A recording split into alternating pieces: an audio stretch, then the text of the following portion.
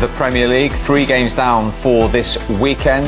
That began, of course, with Southampton hitting the top of the Premier League on Friday for the first time. 3-1 Manchester United lead. Next stop is Selhurst Park. We have Palace Leeds for you. Then it's Chelsea at home to Sheffield United. And then Fulham going to West Ham. And 4 games, of course, on Sunday. Headlined by the champions' visit to Manchester City.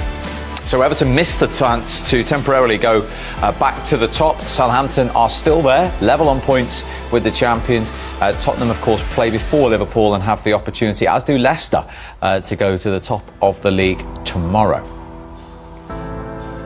Manchester United move up to 10 points into double figures, above Palace and just behind Leeds, the 2 teams we're going to watch next, and now 7 clear of that relegation zone. And Cavani scored the first of possibly many goals. Hopefully. He's getting better and better and sharper. Today was just trying to finish the game off because we did well. Just quickly update us on the state of the injuries. Then, what's Luke Shaw's injury? Could you also clarify what's happened to Mason Greenwood, who wasn't in the squad today? Yeah, he wasn't feeling well last night. He looked well in training, looked okay. And then reported not well, can't travel. And Luke? Luke, hamstring. That might be a long one. Rashford, I think he's struggling. Looked like he had a shoulder injury. Yeah, it looked like it. So that's the demands on the players. It's just, well, you got through. Yeah, we did. They deserve all the praise. Well done. Thanks, Ollie. Cheers. Thanks. Is it not just the price of success? Last week, Chelsea were away from home on Wednesday, away from home on Saturday, or does he have a point?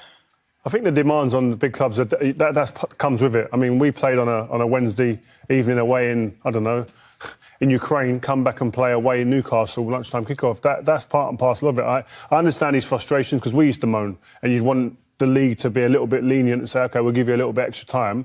But it wasn't the case at times, and you've got to get on with it. His frustration lies within players getting injured, but also he's controlled the narrative during that interview there. He's talked about what he wanted to talk about, and that's something that a lot of the top managers in the past have done as well. So it takes away from maybe the other things that was going on before the game. But the result is the be-all and end-all. He got the result he needed. And is there something here about creating that siege mentality in the United dressing room then?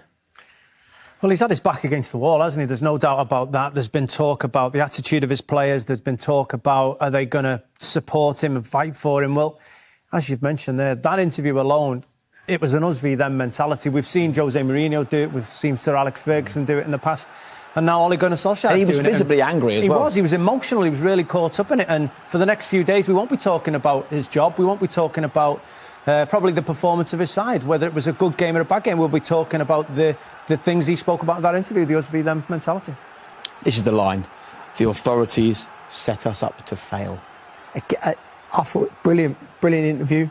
I think he was controlled. I think he dictated Des. Des didn't even get to the end of one of his questions. Ole was interviewing Des. Ollie took control there. Sorry, Des. But he wanted that narrative. He wants to press away from talking about his job, talking about Pochettino being, and I think he praised these players rightly because I thought they was excellent today. Rio's right in that we've all been through that when we've played them away games and on a Saturday. But now the newspapers tomorrow will be talking about Solskjaer, talking about the authorities, and not that was maybe a performance that saved his job or not. I don't know, but I thought that's a brilliant interview from him. I think what's good for him now is that this break has come about on the back of a win. 2 weeks to prepare his team again, or to gather his thoughts and to charge up for the next run of games. But I think that what he'll be aiming to get out of this is a level of consistency on the back of this result. The boys go away understanding that type of performance at the moment, the way we played, very assured, very compact in the way we played defensively, but on the attack we had some sort of end product, and that's what they're going to need to be going through the season. But the big key part of it going forward is Ollie walked into this game, I bet you, not understanding or knowing what type of performance he was going to get from his team or result. He'd like that to change in future, I'm sure. And central to it, Bruno Fernandes. But he got freed up, didn't he? We look at the formation before, and Fred and McTominay allowed him to turn, and he goes in. This is like Lampard in his prime. Yeah. The way he timed it, Luke Shaw. Because if you look at the touch from Luke Shaw here, he could have delivered it first time. He doesn't. He waits, and Fernandes just reads it, gets in between the centre halves. He's got that instinct from midfield where he's always going to score goals because his timing's excellent and his finishing's top drawer as well. And here again, he wants to get the ball into Marcus Rashford. So I thought the defending Decore could maybe come across, Alan communicating to him, Michael Keane maybe speaking as well. He turns, Rashford, who had a mixed afternoon really, but then it's about the quality of Bruno Fernandes, and the gap between the two centre-backs means that also there's an opportunity to play a ball in an area, and in the end it was just the quality of the ball that beats Pickford. Questionable defending. Very questionable defending. Defenders getting stretched. Michael Keane far past the front post. But I liked what Fernandes said, that whether it was his goal or Rashford's goal, he wasn't too concerned. It was the importance of getting the goal when it came.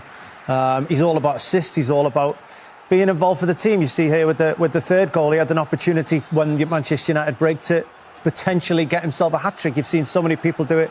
But he's seen that Edison Cavani's free. He's seen there's a great opportunity to slide him in. And he got his team the 3 points with that decision.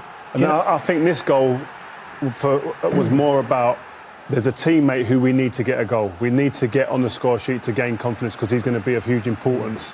And that was what that was about. And that's another sign of leadership, leading the team, leading from the front. And this guy, 200-plus goals for PSG. He's going to get goals in a red shirt too. And have United found a bit of an answer in midfield, do you think, with Fred and McTominay? Yeah, without doubt. They've played together the last few weeks, and they've been living solid. Fred's wonderful at popping balls through into the pocket here. McTominay's got a lovely range of passing, but they're both aggressive. I think it's the next clip after this where you see how they're ratting them. Look at that. They've both smashed them there.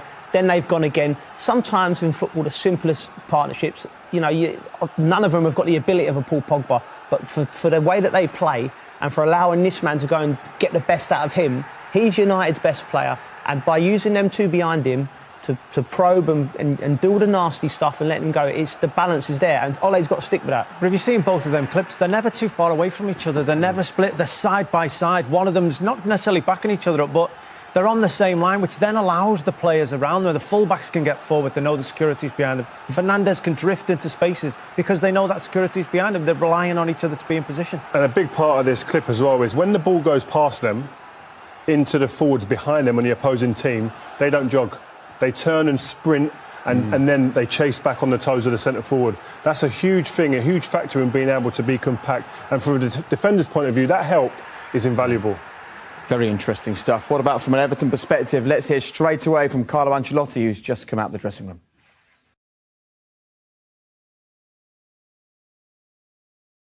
Well, this is vintage Arsenal.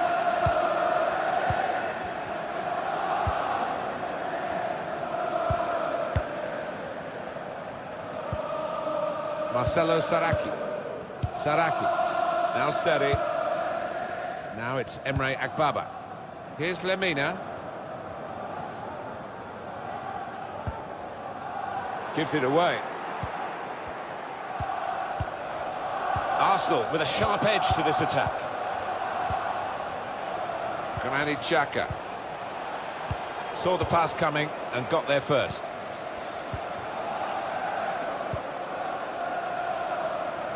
And they've got a man out wide. Falcao guiding it through the defenders. Defending strongly there and making sure that cross didn't get into the danger area.